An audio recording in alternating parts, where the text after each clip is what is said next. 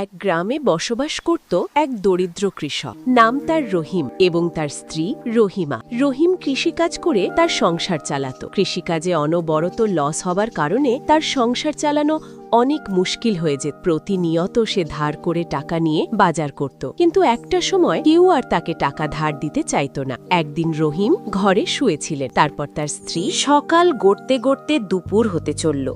এখন উনি পড়ে পড়ে ঘুমাচ্ছেন, আর এদিকে আমি খেটে খেটে মরছি। কই গো, ঘরে কোনো বাজার নেই। তাড়াতাড়ি ঘুম থেকে উঠো, বাজারে গিয়ে তাড়াতাড়ি বাজার করে নিয়ে এসো। অনেকটা বেলা হয়ে গেল, তাড়াতাড়ি ভাত রান্না করতে হবে। কি বলো, বাজার শেষ হয়ে গেছে?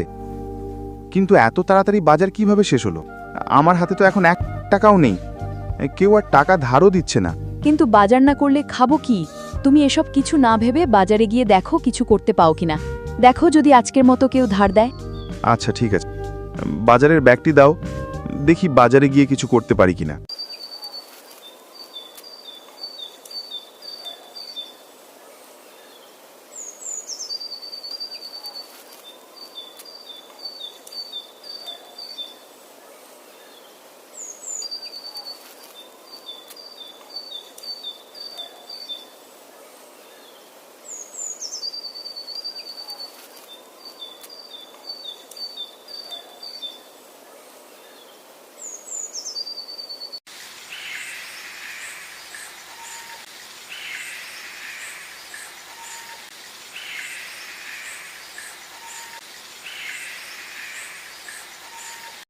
কি গো রহিম মিয়া, আজকে বাকিতে বাজার নিতে এসেছো?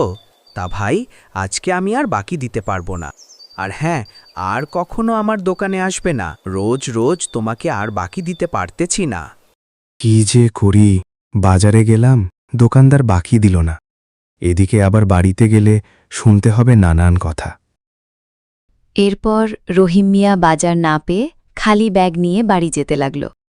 রহিম মিয়া মনে মনে ভাবতে লাগল, আজকে বাড়ি গেলে নিশ্চয়ই তাকে অনেক কথা শুনতে হবে, কারণ তার স্ত্রী রহিমা ছিল অনেক রাগী।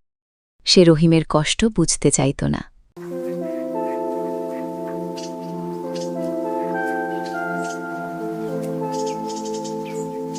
গরিবের কষ্ট কি কেউ বোঝে না? সারা দিন রোদে পুড়ে মাঠে কাজ করি, তবুও সংসারের মুখে দুমুঠো ভাত তুলতে পারি না। আজ বাচ্চাগুলো কি খাবে? ওদের ক্ষুধার কান্না আমি কিভাবে সহ্য করব? তবুও আমি অন্যায় করব না, কারো হক নেব না। একদিন আমারও ভালো সময় আসবে, সেদিন এই গ্রামের কোনো গরিব মানুষকে আমি খালি হাতে ফিরিয়ে দেব না।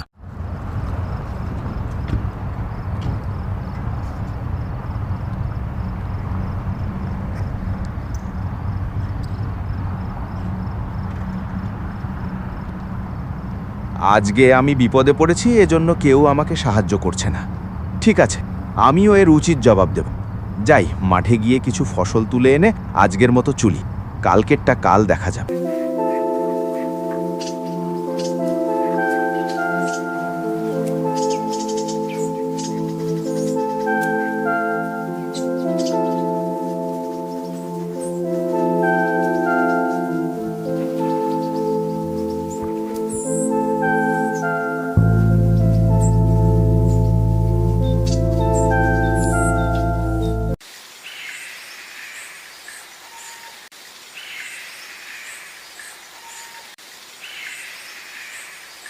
আজকাল এই বাঁশঝাড়ের রাস্তাগুলো দিয়ে কেউ হাঁটাচলা করতেছে না।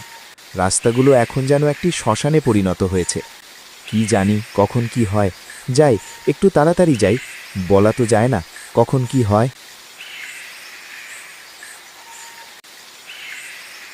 আজকাল এই জঙ্গলের রাস্তাগুলো অনেক ভয়ানক হয়ে উঠেছে।